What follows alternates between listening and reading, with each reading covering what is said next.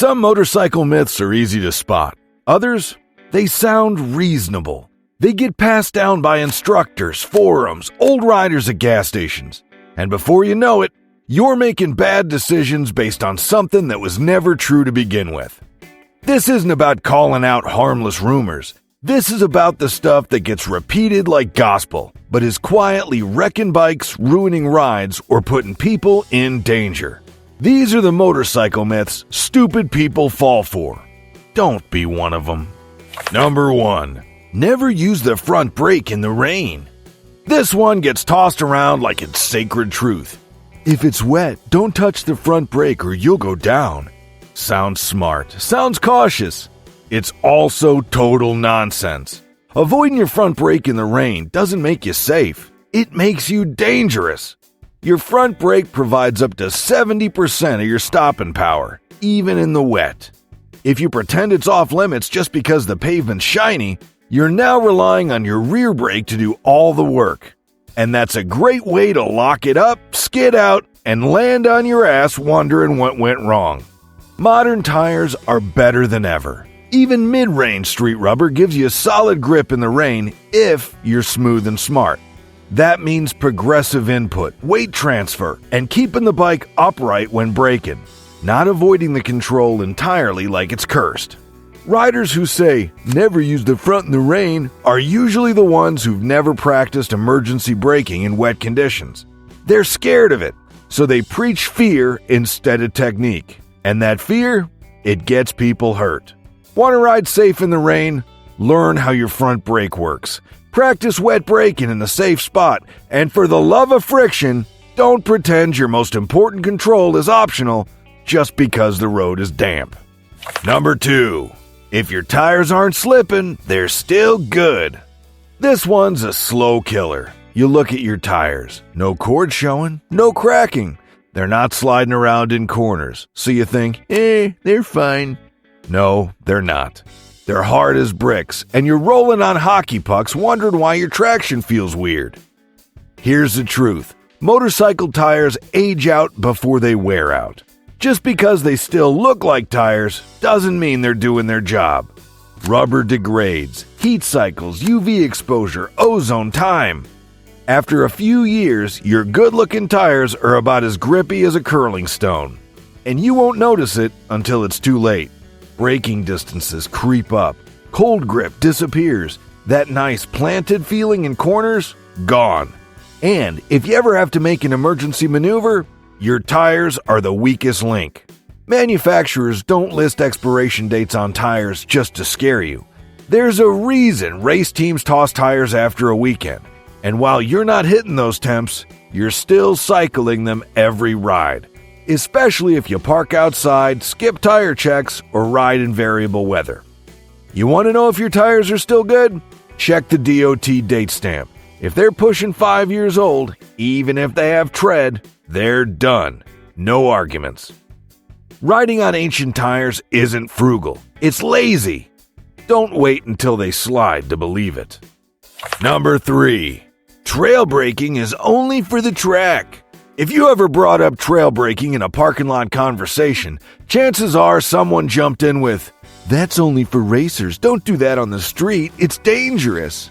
That's the myth, and it's completely backwards. Trail braking, the art of smoothly carrying front brake pressure past turn-in, isn't about being fast. It's about being in control. It lets you load the front tire, tighten your line, adjust mid-corner, and most importantly, react to surprises, like gravel, or a car cutting in, or that off-camber curve that wasn't as mellow as you thought. The riders who say it's dangerous usually have no idea what it actually is. They think it means grabbing a handful of front brake mid-turn. It's not. It's light, controlled, and progressive. You're managing weight transfer, not locking anything up. Street riders benefit from trail braking even more than racers do because our roads aren't groomed, banked racetracks. We deal with potholes, oil patches, and blind corners. Being able to make a corner tighter or slower without standing the bike up, that's not a race trick. That's a survival tool. Of course, it takes practice, but writing it off as too advanced or too risky just means you've chosen ignorance over skill. And that's not safe. That's sloppy. Trail braking isn't dangerous. Not knowing how to trail brake is. Number 4. Premium gas makes your bike run better. You're at the pump, staring at 87, 89, and 91. The guy next to you nods and says, "Always run premium, burns cleaner, gives you more power." So you hit the premium button, pay a few extra bucks, and feel like you're doing your bike a favor. You're not. You're wasting your money. Unless your manual specifically says high octane required, running premium fuel gives you zero benefit. None. Nada. Octane rating doesn't mean better gas. It means resistance to knock, the ability to withstand compression without pre-igniting. Some high compression or turbocharged engines need that. Most bikes don't. In fact, using premium in an engine designed for regular can actually make it run worse. Slower burn, less efficiency, poor throttle response. You're not buying power, you're buying marketing. And that whole burns cleaner line? Total myth. Modern fuels are formulated with cleaning additives across all grades. You're not scrubbing your valves with 91, you're torching your wallet. Still not convinced? Check your owner's manual. It'll say what your engine's designed for. If it says 87, use 87. It's not cheap gas, it's the right gas. And unless you've done serious tuning or engine work, there's no reason to deviate. Premium fuel is for engines that need it, not riders who want to feel fancy. Number 5. ABS is for beginners who don't know how to brake. This one usually comes from someone who thinks riding skill is measured by how little tech you use. They'll say things like, "I don't need ABS, I know how to brake properly." Like they've been touched by the braking gods and now live above physics. Here's the truth. ABS isn't a crutch. It's a parachute. It's not there because you don't know how to brake. It's there because you're human. And humans panic, misjudge, and grab the lever too hard when it matters most. Even the best riders can't outbrake a sudden oil patch in traffic, or predict how their tires will react on a cold, wet road after a panic stop. ABS doesn't stop you from riding well. It just stops the wheel from locking when you don't. Modern ABS systems are damn near invisible when you're riding smooth. They only step in when you mess up or when conditions change faster than you can react. That's not a beginner tool. That's smart safety. Track riders use it, tourers use it, daily commuters use it. And if you think you're too skilled for it, that just means you haven't hit your panic moment yet. No one's impressed by someone bragging they don't have ABS. They're just waiting to see how long it takes before that flex ends in a low side. Number 6. Never touch the clutch in a turn. This one's a classic bit of half-truth that's been mangled into a full-blown myth. If you pull the clutch in mid-turn, you'll crash. You hear it in beginner courses. You hear it in parking lots. And, like a lot of bad advice, it started with good intentions, but got twisted along the way. Yes, dumping the clutch mid-corner is bad. Yes, yanking it like a panic button can upset the bike. But the idea that touching the clutch in a turn is always wrong? That's just fear-mongering. Here's the reality. Your clutch is a control, not a trap. Riders who understand throttle and clutch balance can use it mid-turn for fine adjustments, especially at low speed. Ever tried to U-turn in a tight space without slipping the clutch? Good luck. Try riding through a parking lot slalom in first gear with no clutch modulation. You'll look like you're trying to tame a bull. And even at higher speeds, there are times when a gentle clutch pull, like for a quick downshift or minor correction, is totally reasonable if you're smooth about it. The bike doesn't magically fall over because your fingers touch the lever. What actually causes crashes? Poor clutch use, panic grabs, sudden releases, no throttle control. Not the act of clutching itself. Blanket rules like never touch the clutch teach fear, not skill. And fear leads to hesitation. And hesitation, on a motorcycle, is where things go bad. Learn your controls. Use them well. And stop treating the clutch like it's made of glass. Number 7. A clean bike means it was babied. You're checking out a used bike. paint's shiny, tires still have some tread, not a speck of dust on it. Seller says, never beat on it, just rode it on the weekends and always kept it clean. And you think, wow, this thing was taken care of. Maybe. Or maybe they just know how to use a hose. The myth that a clean bike equals a well-maintained bike is one of the oldest tricks in the book, and it's exactly how people end up buying a ticking time bomb wrapped in tire shine. You know what's easy to clean? Plastics, paint, wheels. You know what's harder to fake? Fluid condition, chain health, brake pad wear, suspension seals, charging systems, clutch bite point, valve noise. That's the stuff that actually matters. Some of the worst bikes you'll ever see look showroom ready from 10 feet away. They've been washed, waxed, armor all to hell, and haven't had an oil change in 2 years. It's the moto version of putting lipstick on a pig. And meanwhile, that dusty, slightly grimy machine in the back, it might run like a dream because its owner rides it, maintains it, and doesn't spend every Saturday detailing the swing arm bolts with a toothbrush. A clean bike can be a good sign, but it's not proof of anything. So don't let shiny fairings and tire gloss fool you. Look deeper, ask for receipts, pop the seat, check the chain. Then decide if it's clean or just cleaned up. Number 8. Heavier bikes are better for touring. You hear it all the time. If you're going to tour, you need a big bike. Heavier equals more stable, more comfortable, better on the highway. And just like that, a bunch of new riders end up trying to do 500 miles on a motorcycle that weighs more than their car. Let's be clear. Yes, some heavier bikes are good for long-distance riding. Gold wings, big ADV rigs, full-dress cruisers.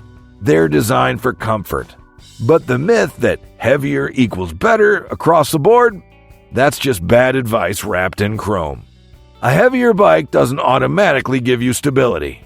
If the suspension's junk, if the seat sucks, if the wind protection is garbage, you're still gonna be miserable. And the moment you get into stop-and-go traffic, a gravel parking lot, or need to do a U-turn on a hill, that weight becomes your enemy.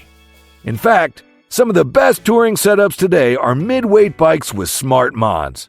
Lighter machines with luggage, better ergonomics, a windshield, and good seat time discipline will get you just as far without the wrestling match at every gas station. The real touring secret? Fit and endurance. If the bike fits your body, your habits, and your roads, it doesn't matter if it weighs 400 pounds or 900.